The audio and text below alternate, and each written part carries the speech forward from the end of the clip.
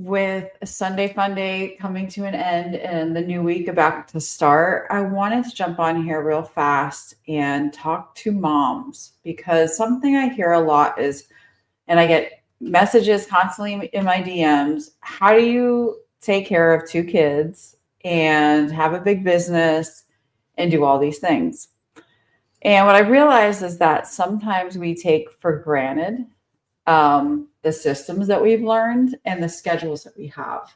So, how can a person that is very limited on time become more profitable? And why is this important to you?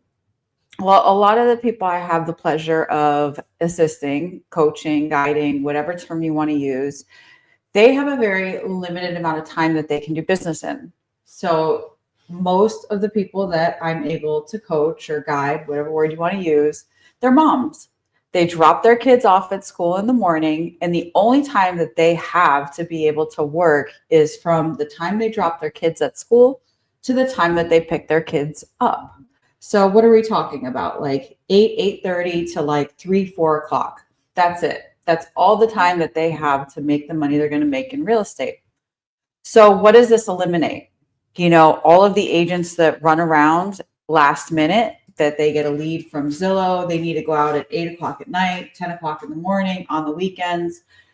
These gals and people, there's men too, that have families where they need to be present. They're not able to do that. So what is the solution for you?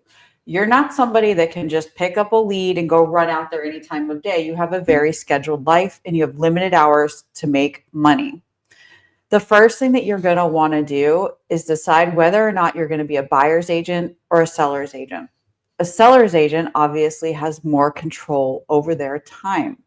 So I'm going to focus on seller's agent because simply as a one parent household raising two children, there was not the ability for me to become a buyer's agent and do buyer deals. I just didn't have the flexibility to run out and see homes whenever a buyer wanted to see them. So I decided to become a seller's agent because while you can have 10 listings in your inventory, you cannot have 10 buyers in your car, right? So that's what we're going to focus on today, being a seller's agent. And if you want to get to 250,000 a year, we are in a marketplace where the average commission is 10,000. Maybe some of you are in marketplaces where your price points are much higher. I'm in Dallas, Texas. The average price point here is about 400,000. So average commission, it's around 10 grand.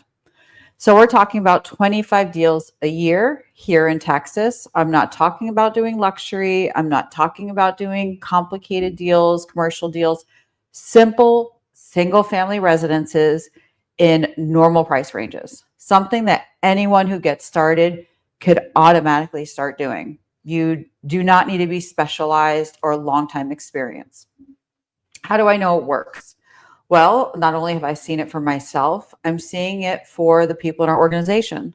Liz Casares, Liz is a full-time mom and a wife. She has, from the time she drops her kids off at school around 8:30 to about 3:30, 4 o'clock every day to do her deals. She's not able to go run around at night. She doesn't take listing appointments on the weekend. Liz works Monday through Friday within the hours that she has to be able to create a very substantial income, even as a brand new agent. So what's going to be important if you want to get to 25 deals or 250,000? You're going to want to have a schedule that is very clear and very easy for you to follow. I'm going to be specific on this teaching because this is really like for moms who, I know what position you're in because I was in the same. So maybe you get up at 5:30 and you work out at home, like you do workout videos, or maybe you go to the gym, whatever you like to do. Or maybe you just walk your dogs. Start off by moving your body. And then you're going to want to write out your scripts or do role play. Who is the best person for you to role play with? It's your kids. I mean, obviously, if they're babies in baby seats, they can't talk back. But toddlers, elementary, middle school, even teenagers, excellent role play partners. So if your job as a mom is to get your kids to school and you're not able to join a role play group or a group of people that are, you know, doing role play together, you're going to want to make your kids your role play partners. Now, as a byproduct, something I've learned after doing this for, you know, however many years, my daughters are getting very good at cold calling. We've been role playing for so long that they know all the objections, all the handlers, and now they get on the phones and set appointments. So don't sleep on the fact that, yeah, maybe they're kids and they're not your ideal role play partner, but you might be creating a legacy by doing that every morning on your way to school with your kids. So that's going to be your best role play partner. You drop them off at school, you get your coffee, you come home, and you start getting on the phones. Now, I know that a lot of people don't like cold calls. Fine, don't do cold calls. If cold calling is not your vibe, call people you already know. If you'd rather talk to friends and family, maybe you had a previous job where you owned a business and you already have a big book of clients of people who know, like, and trust you, fine. You do not have to become the king or queen of making cold calls. You can become someone who just leverages your own network.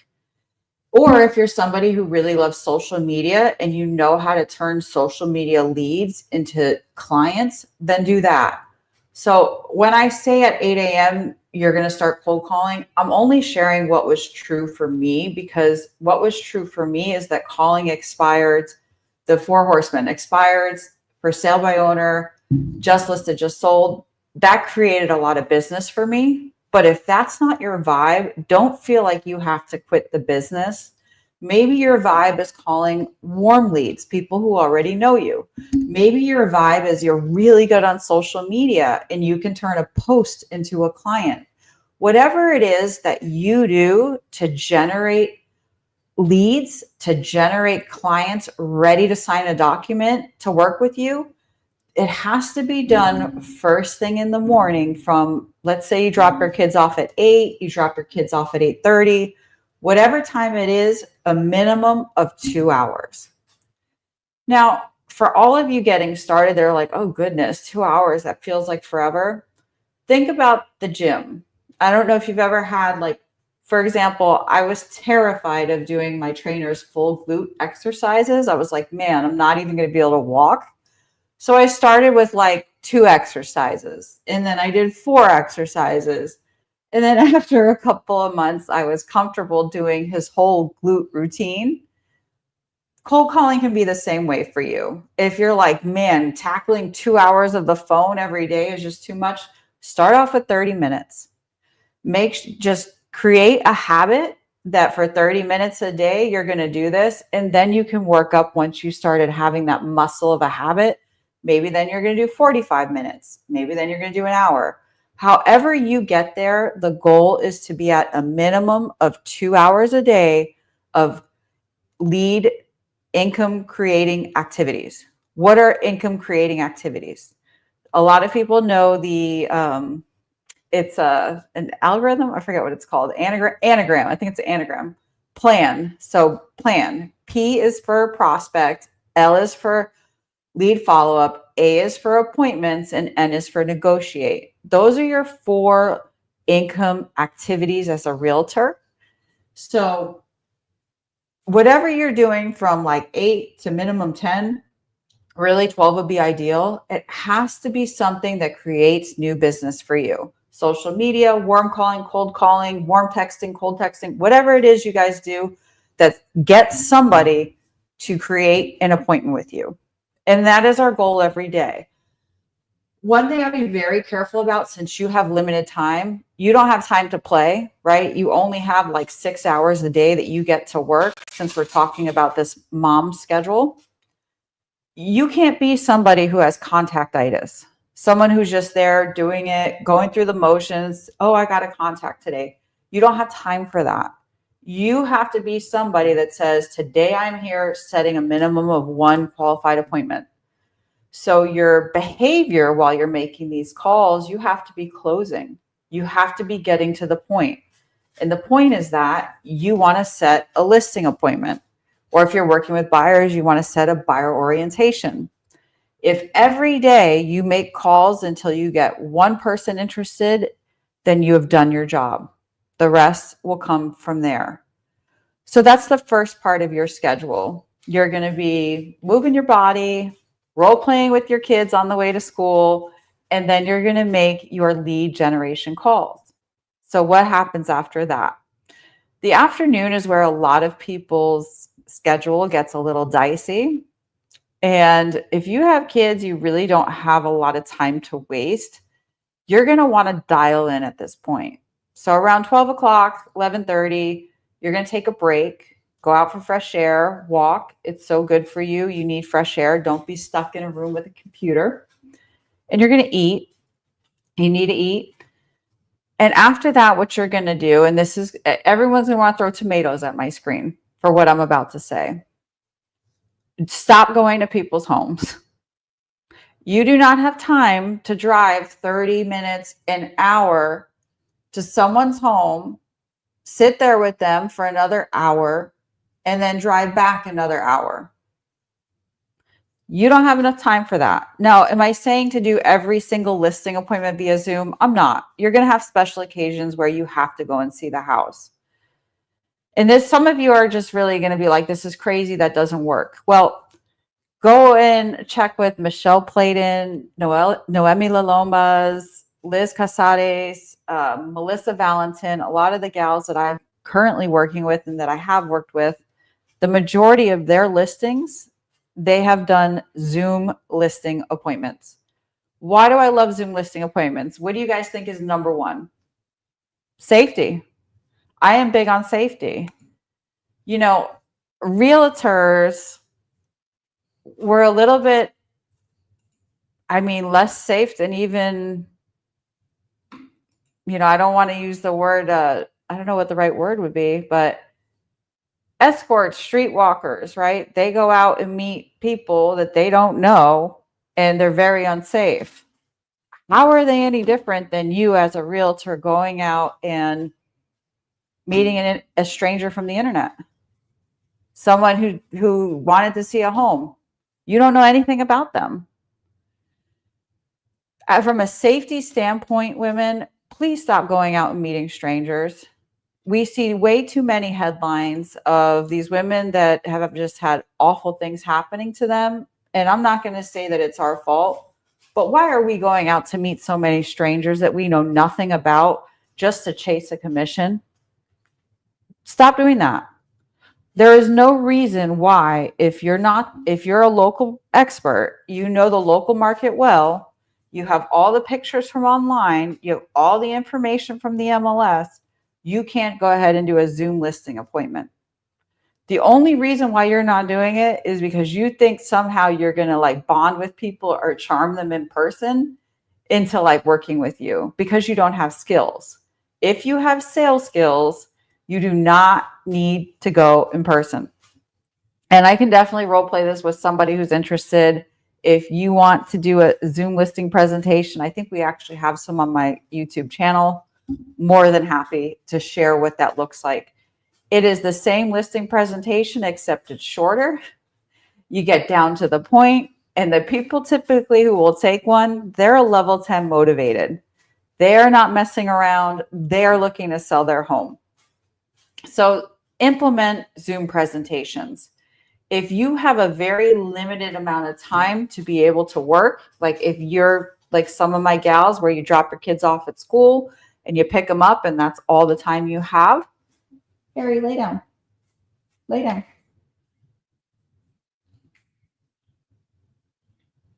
Good boy. Why are you dancing around? Harry, ladies and gentlemen. This is the Prince Harry. So if you have that limited amount of time and you need to get a lot done, you are going to want to implement Zoom. You simply don't have the time to be driving around to people's houses all over whatever metro you live in. And clients will respect your time, especially the more listings that you get and the more you close. They're going to be like, wow, he or she must be super busy. That's cool. I'll take a Zoom appointment with them. They're doing something different. So keep yourself safe, Make sure your clients know how busy you are. We're all important, how busy you are. And then also honor your schedule by saving all of that time going back and forth. You don't need to do it. So in your afternoons, what you're going to want to do is keep 2 times for listing appointments. I personally am doing them at like 1 and 3 now, but some of my agents are doing them in like 30-minute blocks. Some of them, they take a little longer. They take like an hour each one. The better you get at this, the more you'll know how long your listing presentations go virtually. Do you need a bathroom? What do you want? You're being a real judge today. Harry, should I let you outside? I think Harry wants to talk about his schedule. So anyhow, the other part of this in the afternoon, and for any of this to work, is what do you not see in here? So are you going to photo shoots? No. Are you placing boxes, lawn signs? Are you going out to lunch and coffee with everyone who calls you? No, you don't. The biggest thing about making this limited schedule work so that you can really create a lot of income in a short period of time is your boundaries have to become so rigid that you don't care if people are like, wow, he's such a jerk or she's such a BIT. People for a long time would say like, oh yeah, it's the morning. They would go by my office. They'd be like, don't bother her. She's busy. And really, in order to create these types of results,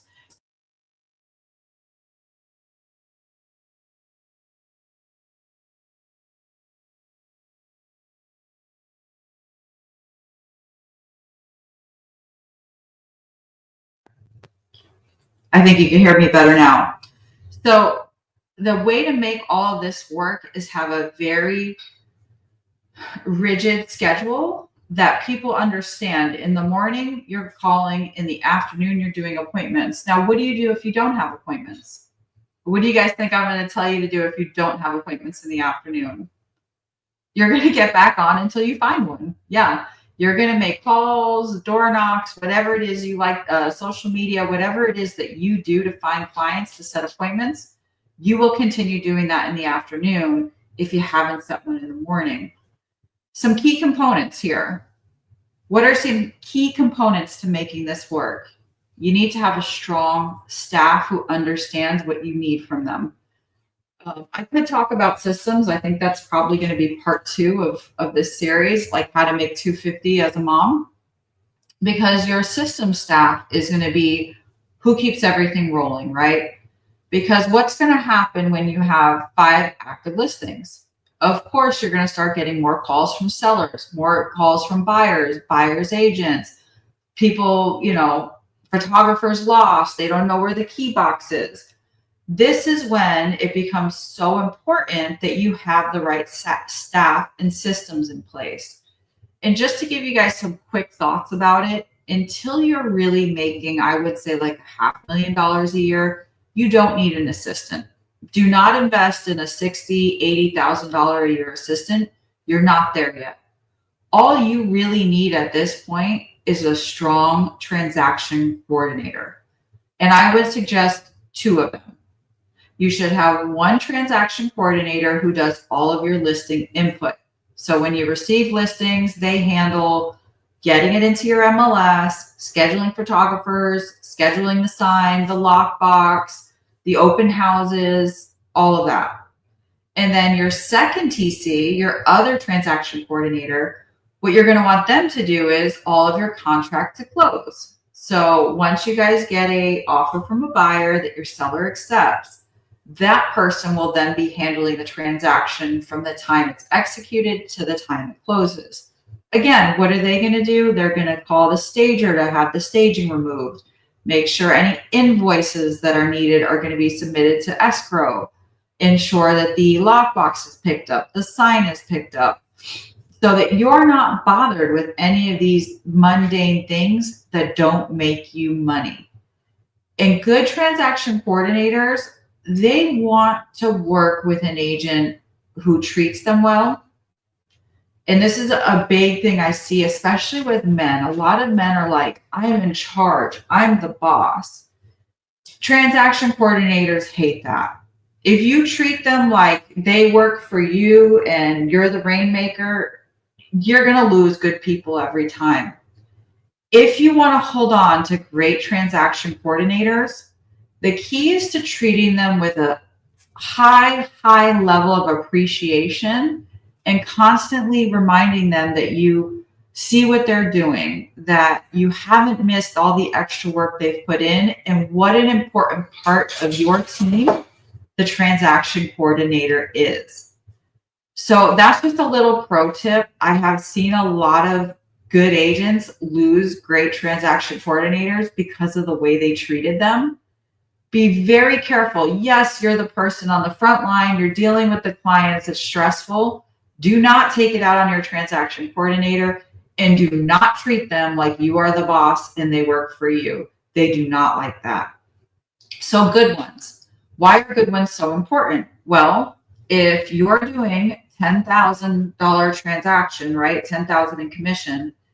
Most transaction coordinators nationwide, the going rate is about $150 for listing input, and then about $250, $350 for contract to close. So if you had an assistant, you're paying them tons of money, right? And we're only doing 25 transactions or 10 or 15, whatever you guys are doing in your markets to get to 250. You just need someone who will get the job done that is paid at a fair rate. Paying a transaction coordinator is like a hack. It's barely any money for how much commission you're making, and the good ones take over the worst parts of the deal. So that is part of your systems without going too deep into what you need to do to help you get to 25 deals or 250,000 as a part-time agent. So the schedule I have up right now is not a part-time agent, that's a full-time agent. In order to be finished, I finish every day by 3:30 so I can pick my kids up from school.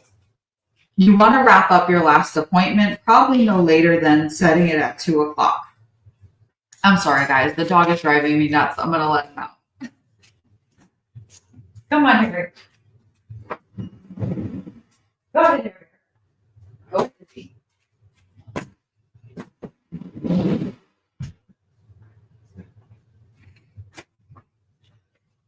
So in order to do that type of volume in that short period of time, your 3 takeaways should be get super clear on time blocking. Your schedule, whether it's to do 25 deals or 50 deals, it's going to be reflected in how many people you talk to every day and how many appointments you set. If you set 2 appointments every day, you'll likely do 50 deals. If you set 1 appointment every day, you'll probably do about 25 if you're a newer agent. If you're a more experienced agent, you don't have to go on as many appointments because you're better at pre-qualifying. So if any of this is unclear or I can help you in some way, I'm going to open it up for questions. Does anyone have any questions about what I described in terms of the schedule, in terms of what's important for money making, boundaries, standards, time blocking?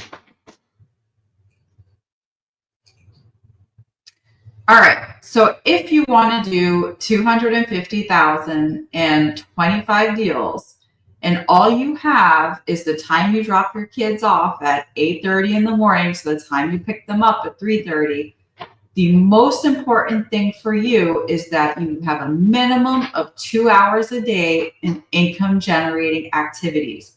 Cold calling, warm calling, social media, whatever it is you're doing that gets somebody from, hey, I'm interested in selling my home, to I'm signing a listing agreement with you, Wendy. I want to sell my home with you.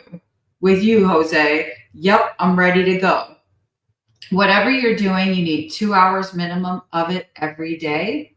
No matter how you feel, no matter what mood you're in, no matter what's going on in the universe, those 2 hours a day happen every Monday through Friday.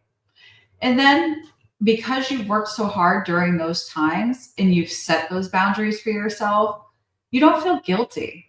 You know, you guys who are taking phone calls when you're with your kids or leaving them to go show a home, there's a lot of guilt involved in that. You don't have that level of guilt when you went hard all day, you set your appointment, you took your listing, and you know that in 45, 60 days you're going to get paid. Then you have the peace of mind to actually be with your kids and not be elsewhere mentally. So I hope that this was helpful for everyone. If you have any questions about how to do more business in less time, go ahead and reach out to me, and I'm happy to help any one of you. Go be great.